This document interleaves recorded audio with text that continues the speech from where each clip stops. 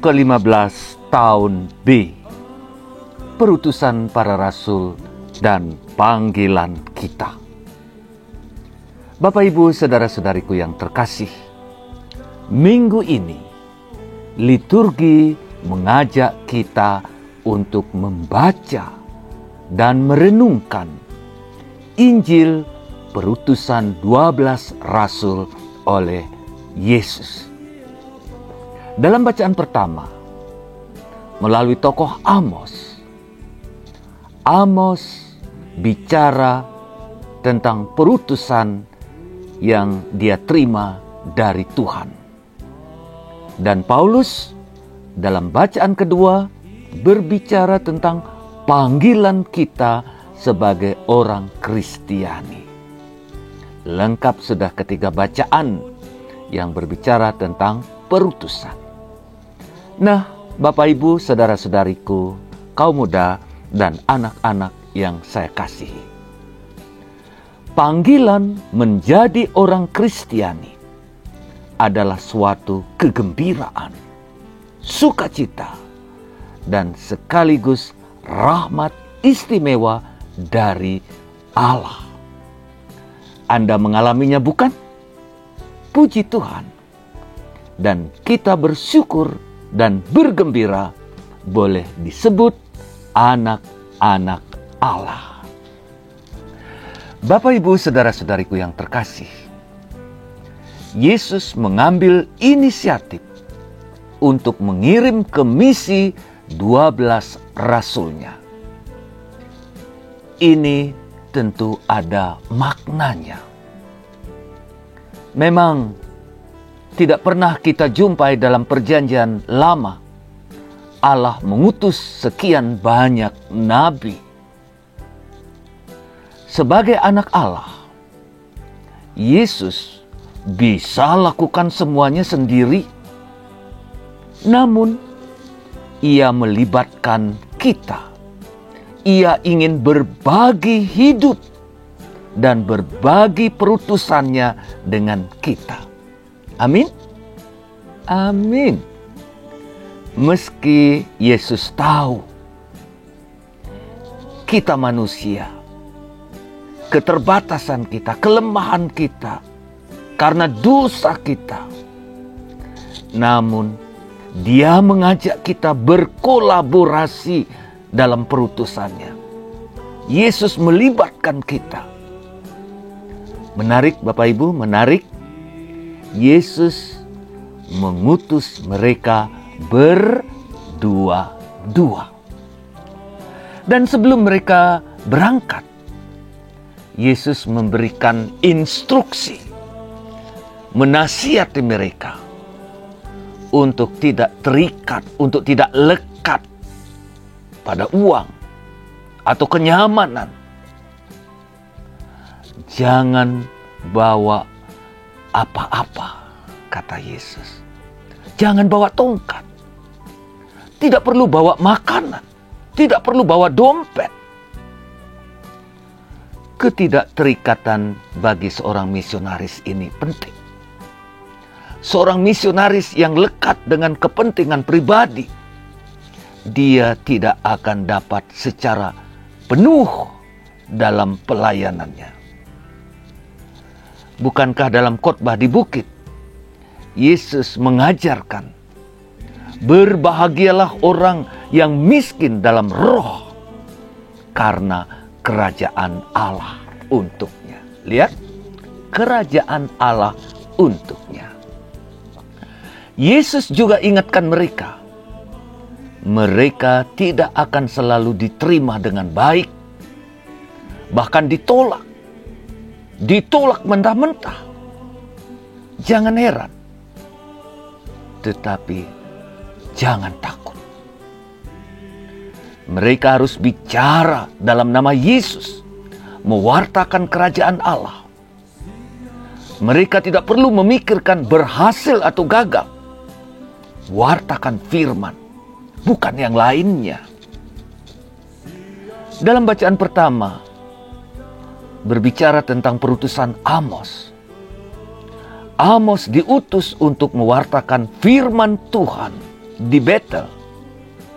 Betel adalah tempat kudus kerajaan Israel. Amos berkhotbah tentang ketidakadilan. Dia berkhotbah dengan begitu semangat, berapi-api. Hasilnya apa? Dia tidak disukai oleh para penguasa kerajaan, juga oleh imam-imam yang melayani di tempat kudus ini. Mereka tidak suka. Salah satunya Amasias yang berbicara, seorang dari mereka mengusir Amos.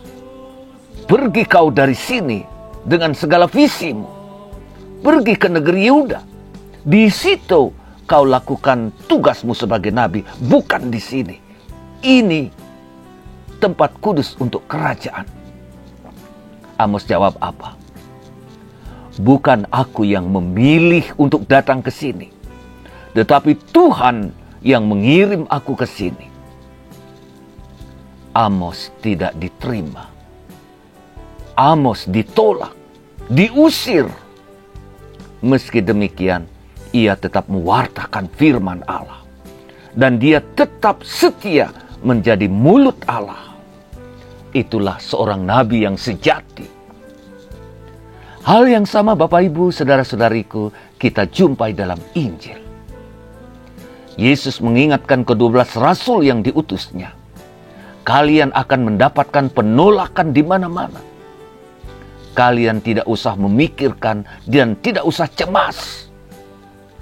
Jika di sebuah daerah kalian ditolak, pergi tinggalkan daerah itu dan kebaskan debu di kaki kalian.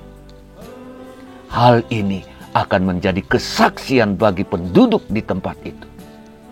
Namun jangan lupa, tugas kalian yang utama, jangan lupa, yakni wartakan firman dan sembuhkan yang sakit. Dan para rasul dengan minyak, banyak orang sakit yang disembuhkan. Luar biasa Bapak Ibu, luar biasa.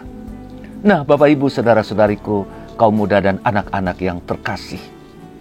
Dalam bacaan kedua kita membaca dan mendengarkan buah-buah dari perutusan para rasul. Paulus bersyukur kepada Allah. Ia mengingatkan umat di Efesus. Allah telah memenuhi kita dengan berkat rohani dalam Yesus. Pelayanan Tuhan Yesus menghadirkan kasih Allah yang luar biasa untuk kita.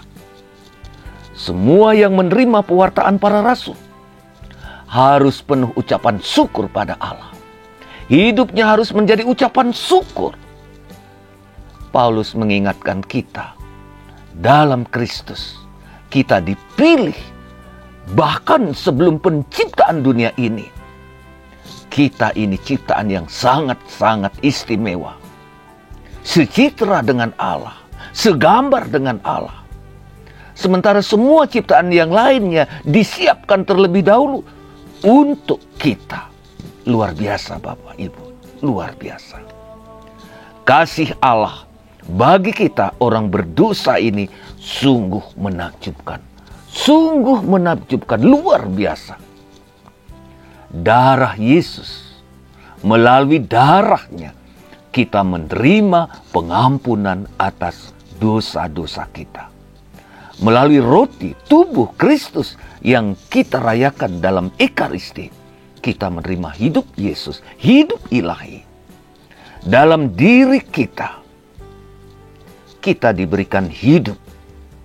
Karena itu Bapak Ibu, saudara-saudariku yang terkasih, hidup kita sebagai orang Kristiani kaya dengan janji Allah dan pengharapan.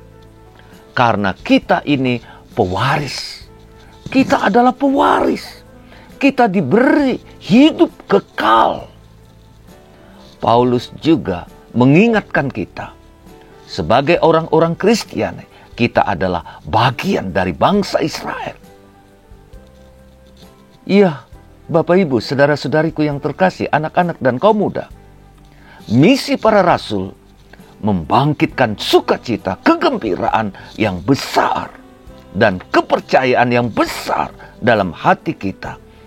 Dia mengantar kita untuk bersyukur kepada Tuhan, memuji Tuhan, memuliakan Tuhan. Dan inilah jalan pertobatan bagi kita. Mari kita lambungkan syukur dan terima kasih kita. Mari kita berdoa bagi hamba-hamba Tuhan, Bapa Suci, para uskup, para imam, dan mereka yang dilibatkan dalam karya pelutusan pelayanan firman. Juga untuk kaum muda kita. Bapak, Ibu, saudara-saudariku, kita juga berdoa bagi yang sakit. Semoga kasih Tuhan meneguhkan mereka dan menyembuhkan mereka. Dan semoga COVID yang terus berjangkit yang tiada henti-hentinya, kita mohon Tuhan menghentikan. Tetapi biarlah seturut kehendaknya. Tuhan memberkati kita semua. Salam Romo Agus Inyoman Murtike, Domus Orationis Batu. Terima kasih Bapak Ibu. Shalom.